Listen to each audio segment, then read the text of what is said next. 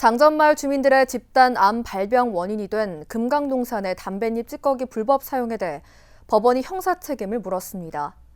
지난 2020년부터 진행된 소송이 일단락됐는데요.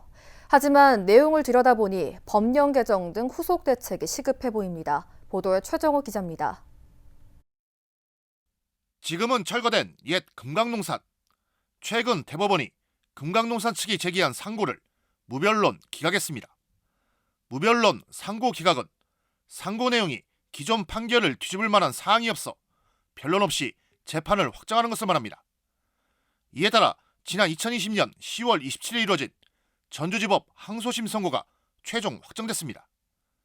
당시 비료관리법 위반 혐의로 금강농산 대표이사 A씨는 징역 2년, 공장장 2명은 징역 1년에 집행유예 2년, 사회봉사 160시간이 선고됐습니다.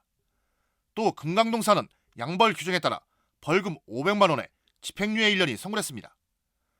이번 재판 결과로 그동안 주민들이 제기하고 그다음에 역학조사를 통해서 드러났던 연초박의 불법 사용 문제가 그대로 확인이 되었고, 수년 동안 금강농산과 그의 관계자들이 불법으로 연초박을 사용해서 주민들한테 건강상 엄청난 피해를 주었다라고 하는 게 법적으로 확인됐다라고 하는 내용으로 할 수 있습니다.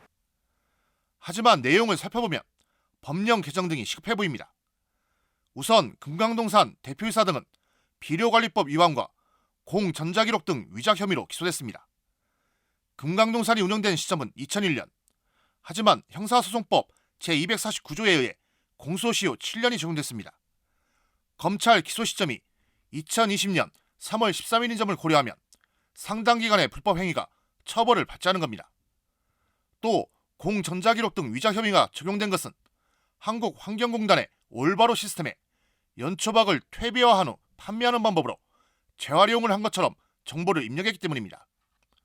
이 같은 행위는 지난 2011년 2월 15일부터 2013년 2월까지 세 차례에 걸쳐 이뤄진 것으로 파악됐습니다.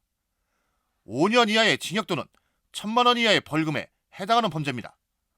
이에 대해 법원은 올바로 시스템에 접촉할 수 있는 아이디를 부여받아 이를 이용한 단순 이용자에 불과하다며 무죄로 판단했습니다. 앞으로 폐기물관리법 등 관련법을 좀 개정을 해서 올바로 시스템에 폐기물 처리나 재활용을 허위 신고하고 허위 보고한 사업체에 대해서도 강하게 처벌할 필요가 있다고 생각을 합니다. 장전마을 주민 17명의 생명을 앗아간 금강농산의 연초박 불법 사용. 유사한 환경 피해 재발 방지를 위해서라도 법령 개정 등 대책 마련이 필요해 보입니다. KCN 뉴스 최정호입니다.